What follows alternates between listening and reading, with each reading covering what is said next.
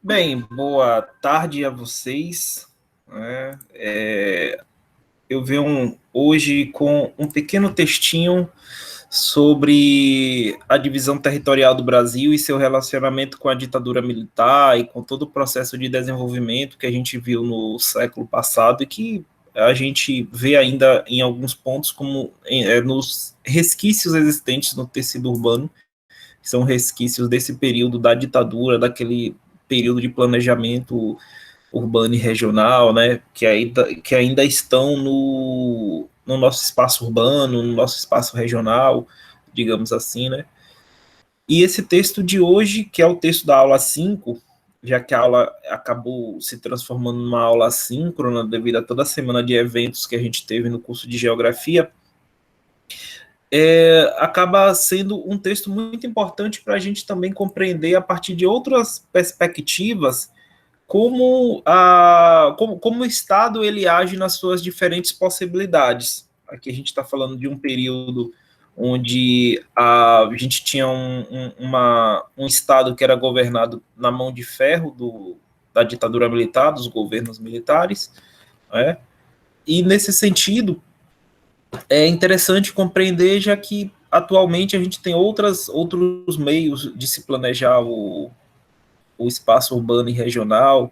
A gente tem o chamado planejamento estratégico, que já é um planejamento que, por exemplo, nos dias de hoje, delega a iniciativa privada a partir das concessões uma grande parte do próprio planejamento. A gente já teve um planejamento anterior e que também era em parte também nesse próprio período da ditadura militar, um planejamento chamado de bem-estar social, que era o planejamento a partir da mão do Estado, né, com o Estado financiando. Então a gente percebe que há diferentes possibilidades nesse sentido. E em relação ao texto, a gente pega um exemplo. É necessário que vocês, enquanto alunos, procurem outros textos, que continuem tendo a curiosidade de sempre estarem atentos, pesquisando, porque esse texto aqui ele pega um período importantíssimo para a história da nossa sociedade. Essas intervenções da época da ditadura militar, como eu falei no início do vídeo, essas intervenções ainda estão presentes até os dias de hoje no nosso espaço urbano, na nossa sociedade, e foram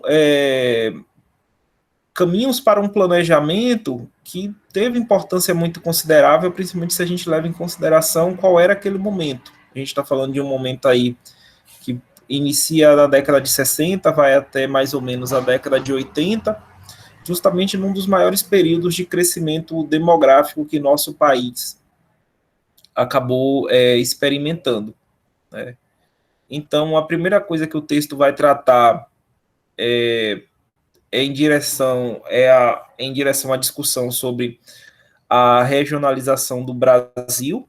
Ele vai trazer ali um conceito sobre regionalização, vai mostrar como essa regionalização ela estava correlacionada ao desenvolvimento e as direções que essa regionalização e esse planejamento acabaram seguindo nos governos da ditadura militar.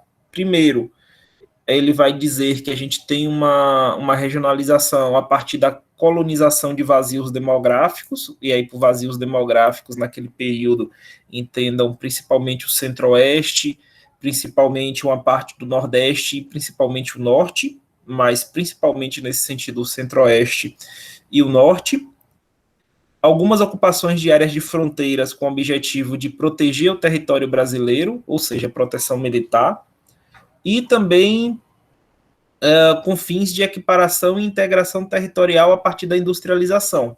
Se a gente for analisar alguns textos da literatura acadêmica, a gente vai ver que é um momento, década de 60, 70 e 80, de forte industrialização, sendo que na década de 70, final da década de 70, é o período em que justamente a gente tem o fim de todo o processo de industrialização. É o período em que a industrialização no Brasil se completa, né? E quando se completa de modo já desatualizado, com a planta industrial desatualizada devido a industrialização existente de forma lenta. Tinha também um objetivo de organizar o território. Se vocês forem analisar esses 3 pontos colocados aqui, a colonização, a proteção militar e a industrialização a partir da integração territorial, o texto vai mostrar que todos os 3 caminhos para a regionalização foram caminhos que também tinham o objetivo, a partir da ação da administração federal, de organizar o território brasileiro. Justamente por isso que esse desenvolvimento territorial acabou sendo vendido como caminho para o progresso brasileiro. No momento que o território era um arquipélago totalmente dissociado ou então separado, desagregado, desunido, né? A gente tinha poucos pontos ali de integração territorial. Era um território que ainda precisava de algumas nuances, de algumas redes de comunicação, de infraestrutura chegando para integrar esse território. Então, por isso que o desenvolvimento regional ele acabou sendo vendido, e aí vendido no sentido de ser passado para a população, de ser disseminado como uma compreensão de que era necessário justamente para que houvesse o progresso brasileiro e também a própria união do território, né? Um processo de integração territorial propriamente dita. E aí a gente tem, claro, a ocupação de áreas inóspitas do próprio território, criação de antigos estados, né? Alguns desses estados eram antigos territórios sob o comando do governo federal, lembrando que os territórios antigamente, né, como alguns dos territórios existentes, como por exemplo Fernando de Noronha, que era um território, ele era um território que era comandado pelo governo federal, né, era um território que não guarda uma característica de Estado. O Estado ele tem ali uma certa independência, o território não, ele é muito mais dependente do ente federal, do governo federal, do que os próprios estados em relação à sua administração e autonomia. E a gente tem também o próprio reconhecimento das regiões como entidades jurídicas e políticas. A gente vai ter a criação de diferentes programas, ministérios e sistemas de avaliações que naqueles períodos eram essenciais para justamente fomentar o desenvolvimento territorial, né, a regionalização do território. E aí o texto vai citar, por exemplo, alguns casos. Por exemplo, a gente tem o Programa de Ação Econômica do Governo Revolucionário, ou seja, do governo militar, o próprio Programa de Integração Nacional, com projetos como Proterra, o Prodoeste, o Provale, por exemplo, o Prodoeste, por exemplo, direcionado ao desenvolvimento do Oeste brasileiro, do Centro-Oeste brasileiro. A criação de alguns ministérios, como o Ministério Extraordinário para a Coordenação de Organismos Regionais, e, por exemplo, o desenvolvimento de um sistema de informações para o planejamento e avaliação de desenvolvimento regional. Ou seja, a necessidade de se compreender e de se ter um território dotado de informações integradas. Por isso que esse sistema de informações era muito importante para aquele período. Era uma forma do Estado de conhecer o seu território a partir de números, a partir de dados que fomentassem as políticas territoriais do período ditatorial, né, ali entre 64 e 85.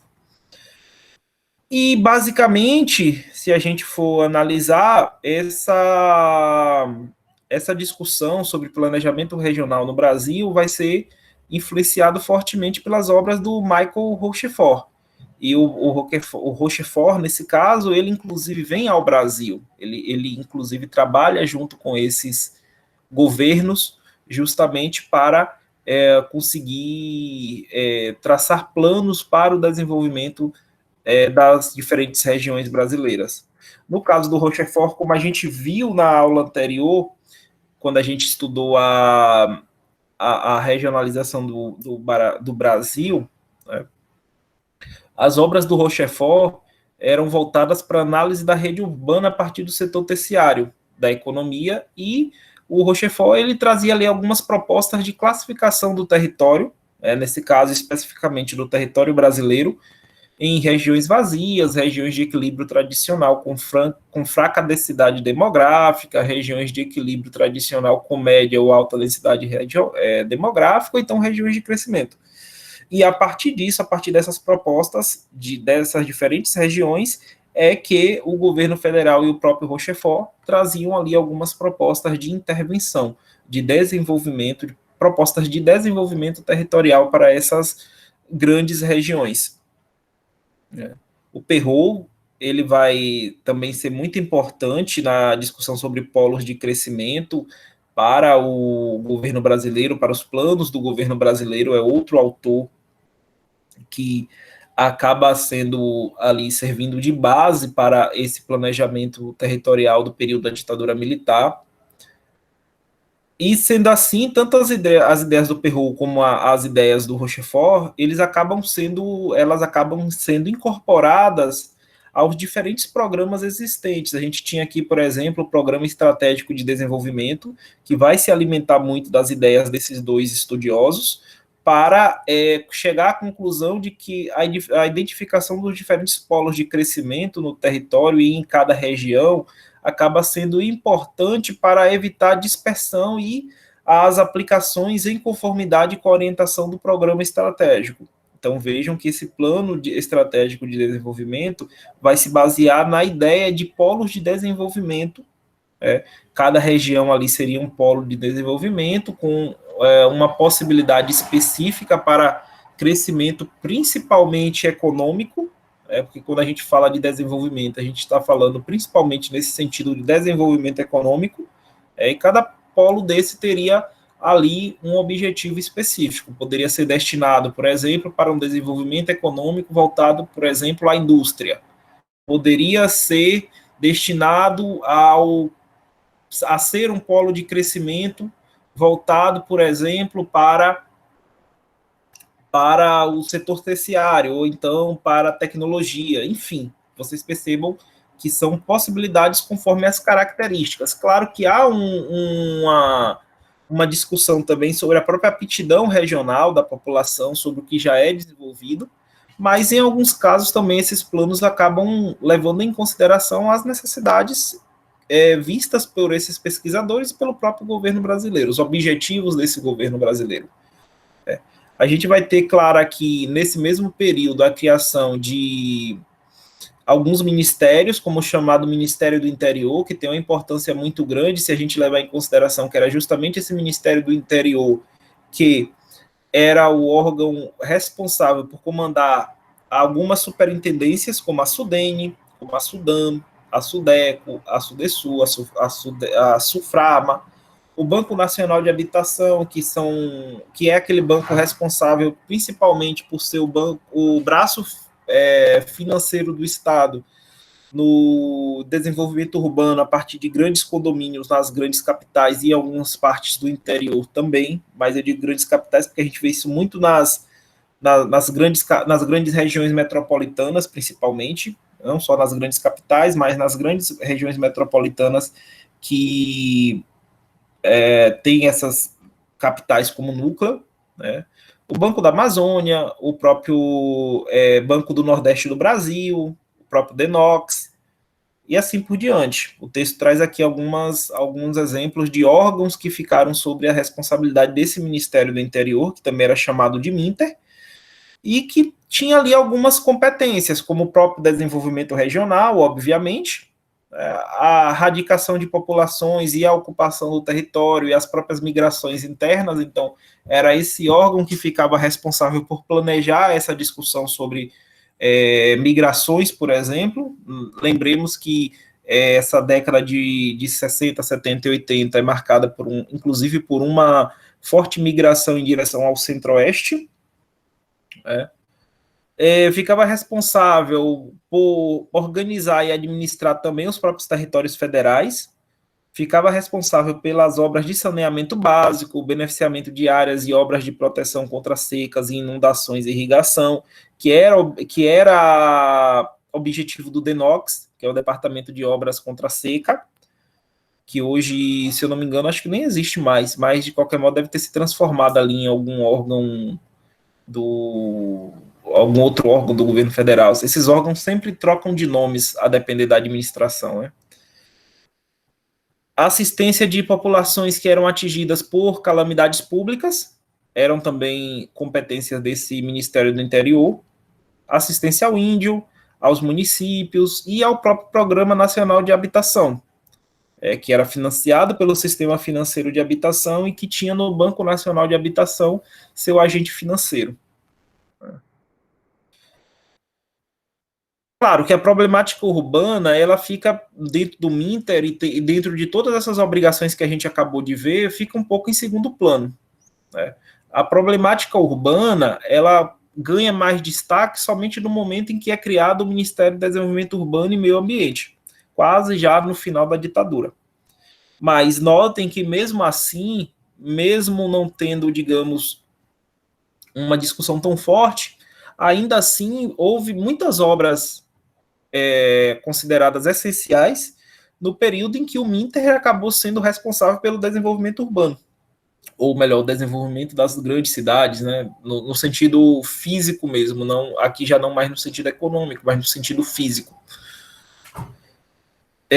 O texto vai dizer o seguinte, que embora o Minter tivesse programas habitacionais interessantes, voltados ao gerenciamento territorial como um todo, ele também tinha ali algumas obrigações, como, por exemplo, gerenciar fronteiras, no caso dos territórios federais, como Amapá, Rondônia e Roraima, que acabaram sendo criados, depois transformados em estados, e também gerenciar algumas populações, como os migrantes e os indígenas. E, por último, era responsável pelo urbanismo, né? Mas nunca, de fato, o Minter ele acabou priorizando os problemas habitacionais, porque uma coisa é você ter uma importância muito grande como, quando você sai construindo conjuntos habitacionais ao longo do Brasil. Outra coisa é você se preocupar com os problemas habitacionais da periferização que ia surgindo, da periferização social que ia surgindo ali naquele momento. Justamente na década de 60, na década de 70 e 80 que a gente tem o desenvolvimento dessas grandes periferias urbanas existentes até os dias de hoje. Esse processo de favelização também ganha corpo mesmo, principalmente nessas 3 décadas, que são décadas de grande crescimento demográfico. Não é que antes não existisse, existia, obviamente, mas o período de maior pressão, de maior crescimento, é justamente nesse mesmo período em que a gente tem o maior crescimento demográfico do Brasil, ali na década de 60, 70, 80, e aí a partir da década de 90, obviamente, o crescimento ele começa a diminuir, né? O crescimento demográfico ele começa a diminuir. Claro, ele existe, mas ele existe com menos força, né? No caso do Ministério do Planejamento, que era outro ministério importante dentro desse período, o Ministério do Planejamento ele tinha uma função de coordenar economicamente alguns setores do governo federal, como o Banco Nacional de Desenvolvimento Econômico, que era o BNDE na época e hoje é o BNDES, né? Mas, no final das contas, o texto vai mostrar que na década de 70, essa coordenação econômica ganha um caráter global. O planejamento, por si só, ganha um caráter tão global que ficou em meio termo. Digamos que o termo planejamento, dentro do nome do Ministério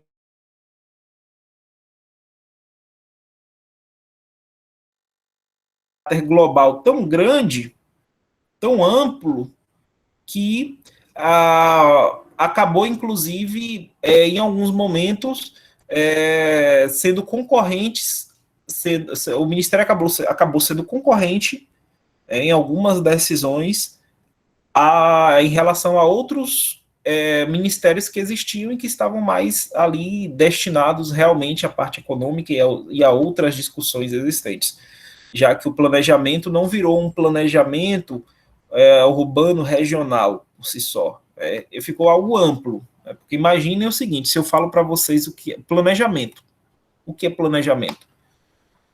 Pode ser econômico, pode ser financeiro, pode ser urbano, pode ser regional, pode ser industrial, pode ser um planejamento habitacional, enfim, notem que há uma série de possibilidades. Então, o termo planejamento, ele se tornou um termo banal nesse sentido.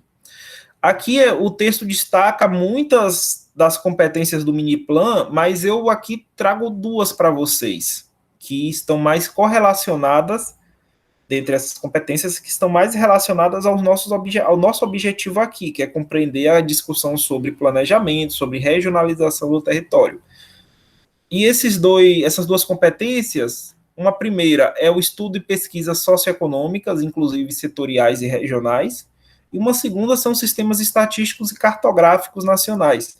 Então vejam que é um ministério que ele tinha muitos objetivos, ele tinha muitas funções, mas que planejar por planejar, ele meio que se perdia, justamente devido a esse planejar por planejar. Então, nesse sentido, o texto vai mostrar que pôde-se chegar à conclusão que o Ministério do Planejamento, chamado Miniplan naquela época, ele detinha sob seu controle algumas atividades que ultrapassavam o campo urbanístico, que eram inclusive superior ao campo urbanístico. Aqui em 72 a gente vai ter o surgimento do Sistema Federal de Planejamento, que é outra coisa interessante, e 2 anos mais tarde o Ministério se torna uma secretaria diretamente ligada à Presidência da República.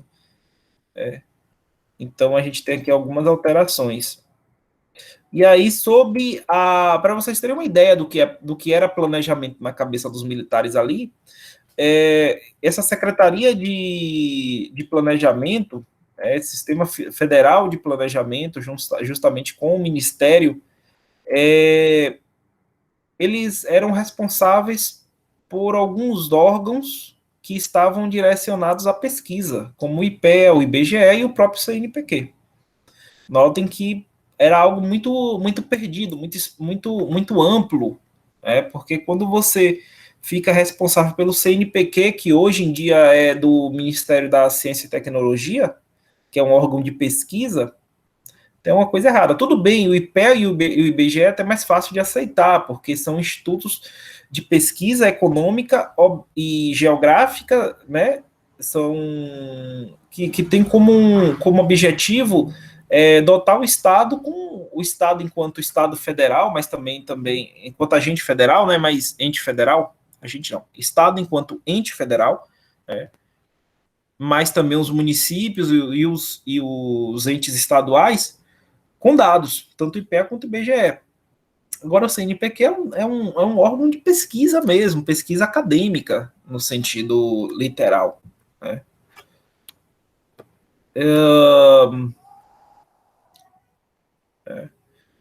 Aqui no campo urbanístico, a gente ainda tinha a Serfal, que era um órgão voltado às políticas compensatórias habitacionais, a despeito do planejamento urbano com alto respaldo técnico e acadêmico, que acabou promovendo. Ou seja, o Serfal foi instituído como um órgão voltado às políticas compensatórias habitacionais. E ele tinha ali alguns vínculos, como os quesitos territoriais, e não essencialmente urbanos. Notem que era outro órgão com muita coisa para fazer, mas que não era somente urbano, que tratava muito mais de questões territoriais. A gente vai ter aqui o segundo Plano Nacional de Desenvolvimento Urbano, o chamado PND, que é de 74, que vai ser o primeiro plano a incorporar criticamente as clivagens regionais, ainda que de modo esparso e pontual, ou seja, de modo superficial mesmo. Mas o PND ele tem uma importância muito grande para algumas discussões sobre desenvolvimento, inclusive regional, para vocês terem uma ideia. No estado do Ceará mesmo, naquela região metropolitana de Fortaleza, o PND ele vai ter algumas importâncias, inclusive na discussão sobre investimentos nas áreas voltadas ao turismo, por algum período. Em outros estados, inclusive, o PND vai ser responsável pela reforma de alguns aeroportos, justamente com o objetivo de criar um aumento da rede, da malha aérea, que não era naquele momento para qualquer um, mas convenhamos que ele tem ali uma série de possibilidades que inclusive foge à questão urbana, né? Talvez seria uma questão mais regional até do que urbana. O documento, né, do segundo Plano Nacional de Desenvolvimento Urbano vai trazer algumas estratégias para as regiões Nordeste, da Amazônia, Centro-Oeste, né, que eram, em alguns casos, chamados também de ilhas de desenvolvimento. Ou seja, eram locais que, na visão de quem criou o Plano Nacional de Desenvolvimento Urbano, eles estavam como eu posso dizer, isolados do restante do território. Um exemplo de atuação desse segundo Plano Nacional de Desenvolvimento Urbano é a proposta de dinamizar no Centro-Oeste alguns núcleos industriais, justamente com o objetivo de evitar a centralização no estado de São Paulo. Interessante, mas a gente sabe que, né, temos vários poréns, né? Ao mesmo tempo, aqui a ditadura militar ela vai criar alguns órgãos, como o IPEA, ali na década de 60, também é importante frisar isso para vocês. E o IPEA tinha algumas atribuições, como promover atividades de pesquisas aplicada à área econômica e social, promover algumas atividades de treinamento de planejamento e pesquisa aplicada. A gente tem também, nesse mesmo período, a proposta de criação do Banco Nacional de Habitação, que vai lançar 3 fundos de desenvolvimento urbano, sendo que esses planos eram propostos para algumas regiões menos desenvolvidas do país, ou ao menos consideradas menos desenvolvidas do país, como o Nordeste, o Leste, o Centro-Oeste, o Sul e a própria região amazônica. A gente vai ter aqui também o lançamento de alguns planos, como o Plano Nacional de Viação, e dentro desses planos, desse Plano Nacional de Viação, a gente tinha o Plano Rodoviário Nacional, e esse Plano Rodoviário Nacional trazia ali algumas nomenclaturas e algumas diretrizes para as rodovias que deviam interligar as capitais do estado aos interiores, as zonas de turismo e as zonas de fronteira. Então percebam que a gente tem aqui algumas discussões. A gente vai ter o projeto Rondon, também com o objetivo de levar estudantes universitários para atividades assistenciais em algumas áreas do norte e do nordeste, né? Enfim, nesse primeiro momento, o texto vai tratar desses pontos de vista a partir do arquipélago dissociado, né? De um arquipélago que, em alguns casos, eram entendidos pelo governo militar como arquipélagos isolados, mas que, a partir desses planos, na cabeça deles, né, de quem estava à frente dos governos militares, a gente teria ali algum desenvolvimento territorial. Em seguida, agora falando sobre o outro capítulo existente no texto, no capítulo seguinte ele vai falar de limites e significados da regionalização da ditadura militar. Nesse sentido, tem algumas coisas aqui que são interessantes a gente destacar, né? Primeiro, que a atenção que é indicada para a regionalização brasileira, no final das contas, acabou sendo adotada para fins de interligação, ocupação e domínio técnico-territorial. Acho que a melhor definição é essa, para que vocês tenham uma ideia do que foi essa regionalização no período da ditadura. Tinha o objetivo de interligar, de ocupar e de dominar o território. A gente tinha alguma dispersão, sim, de centros urbanos, quando a gente compara alguns outros países da América Latina. Por exemplo, se a gente for analisar friamente, naquele período, em Buenos Aires vivia 35% da população da Argentina.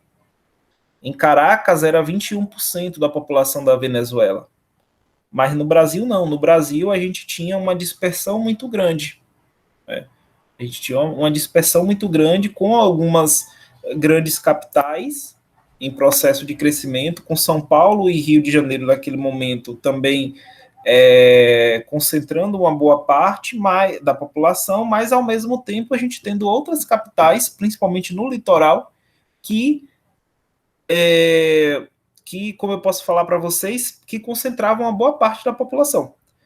Aí a gente fala de litoral. Lembremos, nosso litoral não é nada pequeno. Logo, se a gente for falar aí talvez de 10 ou 15 capitais, mesmo que essas 10, 15 capitais sejam um número ínfimo em relação ao total de municípios que a gente tinha na época, ainda assim, pela distância geográfica, não era uma concentração espacial. Ao contrário, era uma dispersão espacial. Por isso que a gente tinha essa discussão sobre o Brasil ser um país naquele momento com uma forte dispersão espacial, que ainda por cima era uma dispersão que era marcada pela falta de interligação entre essas grandes capitais. A gente deve lembrar que, por exemplo, hoje a gente tem uma maior possibilidade, por exemplo, de sair do Ceará e ir diretamente para São Paulo num voo de 3 horas, que custa mais barato do que uma viagem de ônibus, que dura quase 2 dias. Juazeiro do Norte de São Paulo, 3 horas vocês estão em Guarulhos. E o valor da passagem é quase o mesmo do ônibus. Naquela época, o grande problema se você tivesse avião, você teria que ir para Fortaleza ou para o Recife, ou vir para Salvador, para ir para São Paulo. Mas o gasto era enorme para comprar uma passagem de avião. Ao mesmo tempo, o ônibus, o sistema de ônibus, as rodovias não eram lá essas coca toda, não eram boas. Imagine que se hoje leva 2 dias quase para chegar em São Paulo de ônibus, naquela época levava o quê? Uma semana, provavelmente. Então a gente vê que essa dispersão ainda tinha um agravante. Essas grandes capitais, elas não eram interligadas. Elas não eram interligadas com uma rede de rodovias com uma qualidade que permitisse um rápido acesso, uma rápida interligação. Porque, claro, que hoje há os problemas na 116, por exemplo, que é a principal rodovia que liga o estado do Ceará a São Paulo. Mas se for comparado àquele momento, a qualidade de hoje é muito superior.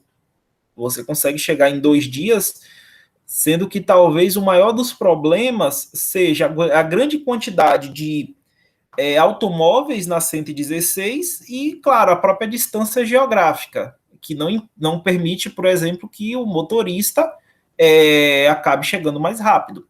E, claro, a própria questão da segurança, não dá para o cara descer para São Paulo, de Juazeiro do Norte para São Paulo, e querer chegar num dia dirigindo a 200 km por hora, que ele fica no meio do caminho. Convenhamos, a realidade é essa. Então a gente tem aqui uma série de detalhes de questões que hoje limita. Mas naquela época era ainda muito pior, porque além de todas essas questões que eu coloco para vocês, a gente tinha a própria qualidade que era da rodovia, que era uma qualidade muito inferior. As possibilidades também, como eu falei, não existiam. A gente tinha que ir para as grandes capitais. Enfim. Então, o texto vai mostrar que na década de 70 a gente vai ter ali uma tentativa de ampliação das políticas de descentralização industrial, que visavam diminuir, nesse sentido, as desigualdades entre as regiões brasileiras. Priorizavam o Nordeste a partir da adoção dos incentivos fiscais para a implantação de parques industriais nas 2 maiores metrópoles existentes, na região Nordeste, ou seja, Recife e Salvador. Nesse sentido, essas políticas, essas práticas de regionalização foram circunscritas para muitos, além das fronteiras do campo do planejamento urbano, mas também entrou no campo do planejamento regional e econômico. Nesse período específico, a gente tem que levar em consideração que a estrutura estava associada à criação de uma parcela da historiografia que era dedicada à ditadura militar, que vai chamar ali de Estado de Segurança Nacional, e acaba fazendo parte da organização de um território de ordem diante da situação avaliada como calamitosa. A gente tinha uma concentração econômica e industrial muito forte no estado de São Paulo, e a ideia é justamente dissociar, descentralizar, na verdade, e Recife e Salvador acabam sendo as duas grandes escolhidas. Além, claro, de Recife e Salvador, a gente tinha também Fortaleza.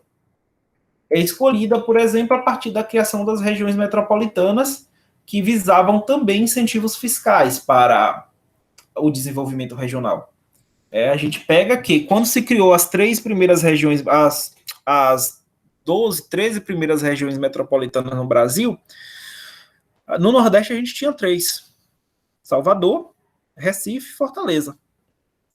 As outras regiões metropolitanas começam a ser criadas somente depois de um tempo. A região metropolitana de Natal, se eu não me engano, é da década de 80 ou início da década de 90, sendo que a 4ª maior região metropolitana do Nordeste hoje.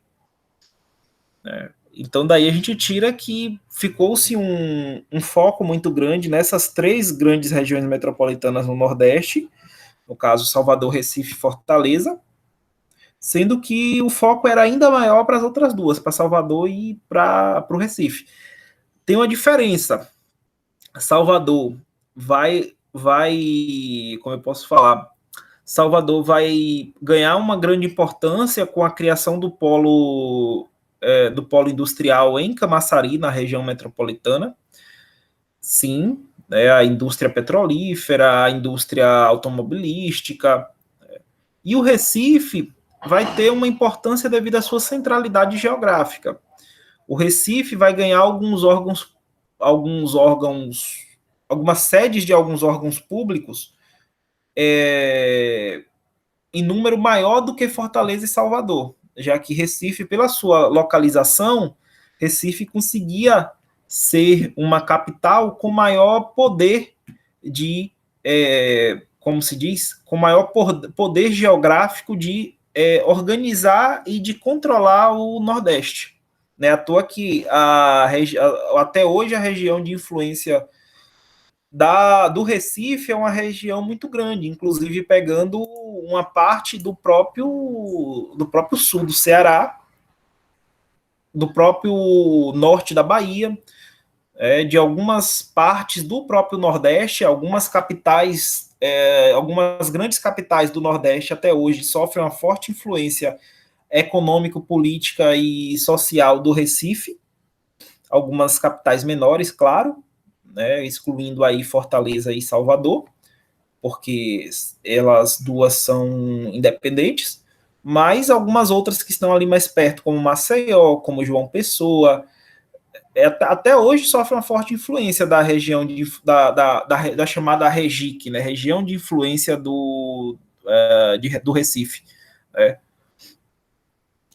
A mesma coisa ali, Aracaju, por exemplo. Aracaju é um meio termo que sofre uma influência maior economicamente do Recife e um pouco menor de Salvador, já que está no meio termo entre uma e outra, por exemplo, né? Então daí a gente percebe que essa influência, toda essa força de influência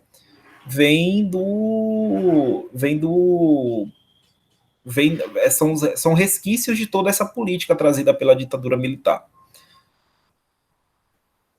Né?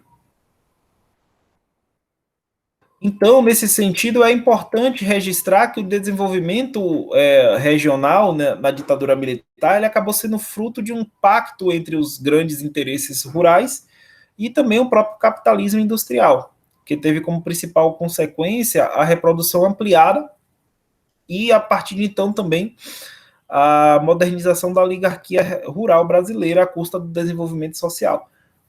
Alguns textos de geografia agrária vão mostrar que a própria oligarquia rural acaba, em alguns casos, deixando os seus investimentos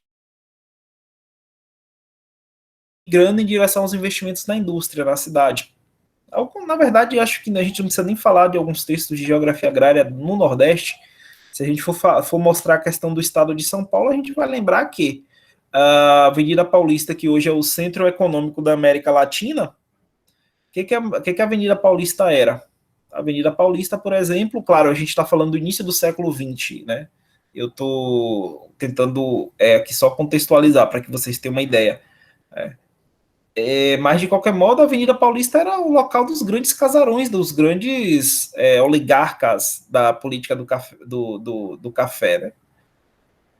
Só depois que ele se torna obviamente, um local de concentração daqueles grandes arranha-céus, que são importantes pontos de controle da economia. Então, a gente tem aqui essa relação existente.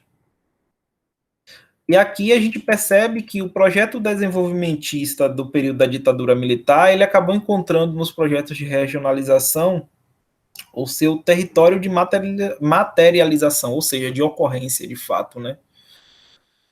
E a gente pode observar isso a partir de alguns pontos. O texto traz 4. Por exemplo, a caracterização de regiões unicamente a partir de critérios econômicos, os privilégios legislativos que eram concedidos, na verdade, a partir da instalação de fábricas fora das grandes capitais,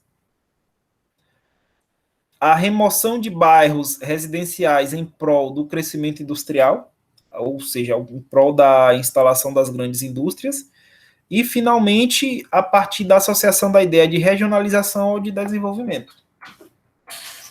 Então, a gente percebe que é uma discussão bem interessante, porque a gente vai ter um viés ali de regionalização do território a partir da integração e, obviamente, da relação íntima entre o poder público e o poder privado. Em um plano um plano nacionalista e desenvolvimentista que tem na industrialização seu objetivo central. A gente deve lembrar que desde a década de 40, ou seja, 3 décadas antes da chegada da ditadura militar, a indústria já tinha assumido um papel importante, maior do que a agricultura.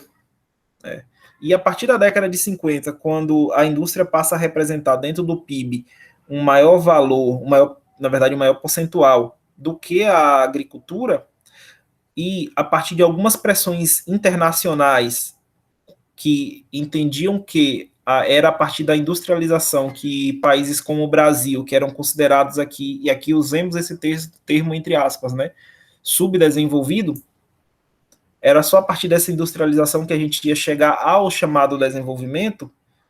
Então, é nesse sentido que a gente acaba tendo um Brasil, um processo de regionalização entre as décadas de 60 e 80, que vai entender que o processo de industrialização era o objetivo central para tornar o Brasil um país chamado de desenvolvido. Claro, há alguns questionamentos que a gente tem que deixar aqui. O que é ser desenvolvido? Acaba sendo muito relativo. Na verdade, na visão desses países centrais que pregam essa necessidade de ser desenvolvido, o que acontece? Ser desenvolvido seria ser igual a eles. Mas ser igual a eles a partir do endividamento. Ou seja, ia entrar atrás de empréstimos no FMI, no Banco Mundial, esses empréstimos a juros exorbitantes, mas o objetivo era se tornar desenvolvido. Agora, a grande questão é que a gente sabe que, se for levar em consideração as avaliações que esses grandes países fazem, até hoje a gente continua sendo um país que corre atrás do desenvolvimento. Uma noção, então, questionável, que a gente precisa levar em consideração. Bem, o objetivo do texto era realmente esse. A leitura de vocês é obrigatória, a gente tem que deixar isso claro. Vocês não vão chegar a uma compreensão desse texto sem uma leitura. O vídeo, a ideia de se trazer um vídeo, de se trazer uma discussão aqui, é mais uma forma de tentar fomentar, mas ler o texto e pesquisar as principais dúvidas de vocês é essencial. A gente tem muito material bom na internet, alguns artigos científicos que tratam dessa questão para quem tiver dúvida, né? A gente pode, claro, voltar a discutir na próxima aula, na próxima sexta, Isso aí não tem um problema de voltar para a gente conversar sobre isso, mas de qualquer modo é necessário também que vocês façam a parte de vocês. Que vocês leiam um texto, que vocês busquem compreender esse texto, que vocês assistam um vídeo, mas que vocês também estejam sempre lendo, porque não dá para vocês compreenderem a realidade do Brasil sem uma leitura, sem um senso crítico. Por exemplo, essa própria questão que a gente estava falando anteriormente do desenvolvimento é uma questão, é algo questionável, é um conceito questionável.